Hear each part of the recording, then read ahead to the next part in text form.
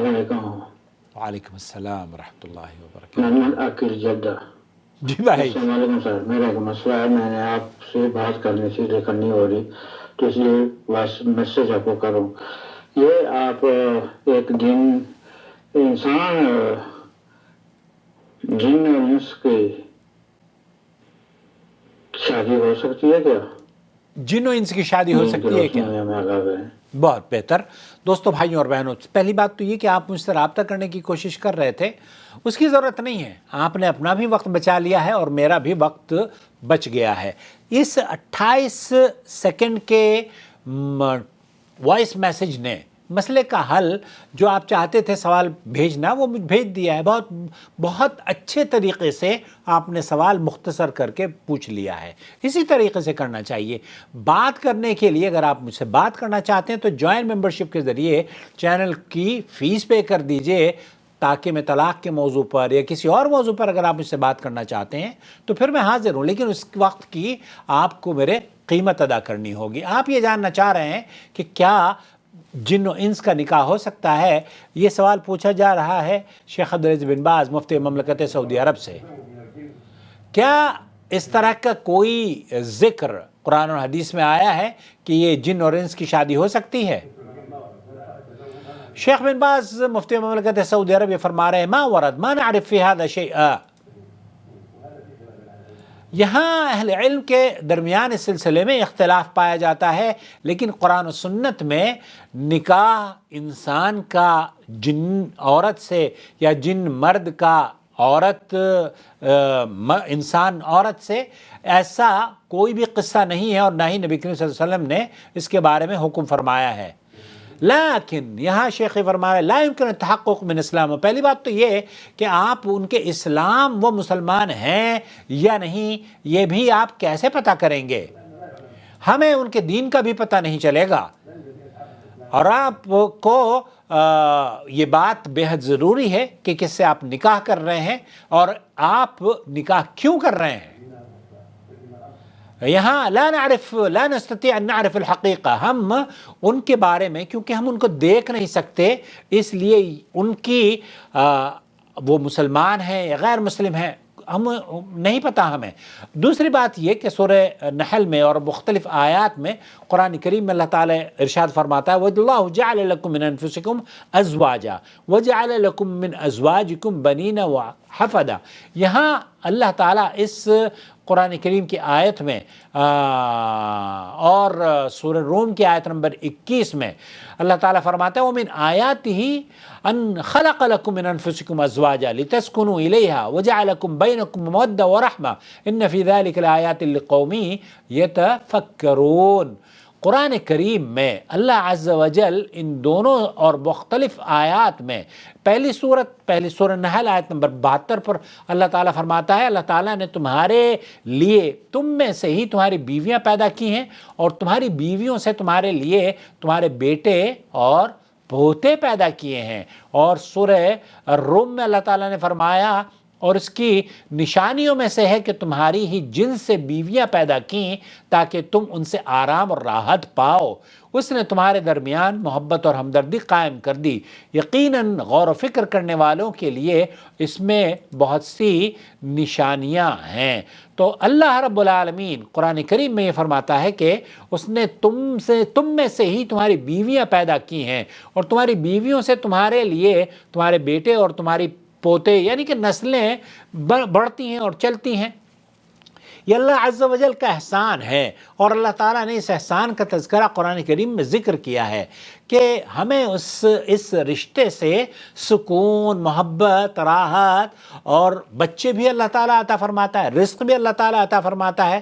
تو اس سے بنو آدم پر بہت بڑا احسان یہ کیا ہے کہ اس کی جنس میں سے ہی اس کی بیوی بنائی ہے جو ہم جیسی شکل و صورت رکھتی ہے, جنس رکھتی ہے. اور اگر وہ کسی دوسری قسم سے بنائی ہوئی ہوتی یا بیوی کسی اور جنس سے بنا دی جاتی تو پھر ان میں مودت اور رحمت اور ہمدردی اور محبت اور الفت پیدا نہیں ہو پاتی تھی، لیکن اللہ سبحانہ و تعالیٰ کی یہ رحمت ہے کہ اس نے اولاد آدم سے ہی مرد اور عورت بنائے اور عورتوں کو مردوں کی بیویاں بنایا ہے۔ یہ سب سے بڑی نعمت اور احسان ہے۔ اسی طرح اس کی نشانی بھی ہے جو اس پر دلالت کرتی ہے کہ اللہ وحدہ لا شریک ہی عبادت کا مستحق ہے اور کوئی دوسرا عبادت کے لائق نہیں ہے۔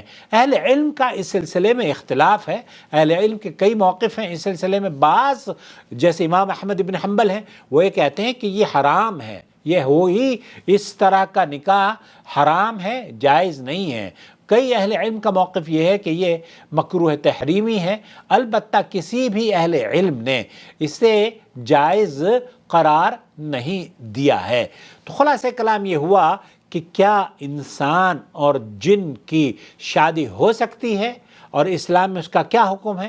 اسلام میں اس طرح کی کوئی بھی نہ قرآن کریم میں نہ نبی کریم صلی اللہ علیہ وسلم نے اس بات کی اجازت دی ہے۔ البتہ جو ہمیں شادی کرنی ہے، شادی کا جو مقصد ہے، اس مقصد کے حصول کے لیے اگر آپ وہ مقصد حاصل کرنا چاہتے ہیں کہ آپ الفت اور محبت قائم ہو، انسیت ہو اور آپ کی تسکین کا آپ کی بیوی سبب بنے اور وہ بیوی آپ کا لباس ہو، آپ کو ہر طرح کا لطف اندوز آپ کو کرائے اور آپ کی خدمت گزار ہو، آپ کو بچے دے اور آپ کے لیے گھر کی جو ذمہ داریاں ہیں، جو کہ عام طور پر ہمارے سماج میں معروف ہے کہ عورت گھر کی ملکہ ہوتی ہے اور وہ آپ کی ملکہ ہونے کے باوجود خدمت کرتی ہے، تو اس کا اللہ تعالیٰ کا یہ بہت بڑا احسان ہے کہ اس نے ہمیں عورت کی شکل میں ایک انعام اور احسان کیا مردوں پر، اور انہیں خوبصورت اور اچھی دکھنے والی جب وہ آپ ان کو دیکھیں تو آپ کے چہرے پر مسکراہٹ آئے، آپ کے دل کو سکون ہو اور آپ لذت حاصل کریں۔ اللہ کے رسول صلی اللہ علیہ وسلم نے اس عورت کو، یہ جو عورتیں ہیں، ان کا احترام اور ان کی قدر کرنے کی بے شمار نصیحتیں فرمائی ہیں، اس لیے ان کی قدر کیجئے اور جنوں میں بھٹک کر اپنے آپ کو نہ بھٹکائیے۔ بہرحال اس سلسلے میں میرے خیال سے آپ یہی جاننا چاہ رہے تھے کہ کیا یہ ممکن ہے؟ یہ درست اسلام نے اس کو جائز قرار نہیں دیا ہے۔ کیوں؟ کیونکہ اللہ تعالیٰ نے جو ہماری بیویاں بنائی ہیں نا، وہ بیویاں ہماری جنس سے ہی اللہ رب العالمین نے بنائی ہے۔ وَمِنْ آيَاتِهِ أَنْ خَلَقَ لَكُم مِّنْ أَنفُسِكُمْ أَزْوَاجًا لِتَسْكُنُوا إِلَيْهَا وَجَعَلَ بَيْنَكُم مَّوَدَّةً وَرَحْمَةً إِنَّ فِي ذَلِكَ لَآيَاتٍ لِقَوْمٍ يَتَفَكَّرُونَ۔ تو یہاں ہمیں مودہ اور رحمہ اور سکون اور پیار اور محبت اسی سے ملے گا جو کہ ہماری جنس میں سے ہے، جو آپ کی ضرورت کو ضرورت سمجھ سکتا ہو، جو آپ کے درد کو درد سمجھ سکتا ہو۔ اور شیخ بن باز نے جیسے فرمایا، تو ہمیں بعض مرتبہ تو جنہوں کا یہ بھی نہیں پتہ چلتا نا کہ بھائی وہ کس مسلمان ہے یا غیر مسلم ہے۔ بہرحال مجھے امید ہے وضاحت ہو گئی ہوگی۔ والسلام علیکم ورحمۃ اللہ وبرکاتہ۔ ویڈیو کے آخر میں آپ مجھے ضرور بتائیے گا کہ یہ آپ کو اگر ویڈیو پسند آتی ہے نا تو لائک کیا کیجیے، اور اپنے واٹس ایپ پر یا فیس بک پیجز میں ہمارے لنک کو ضرور شیئر کریں تاکہ لوگ ہم سے جڑ جائیں، اور اگر آپ اس چینل کو سپورٹ کرنا چاہتے ہیں تو جوائن ممبرشپ کے ذریعے سپورٹ کیجیے۔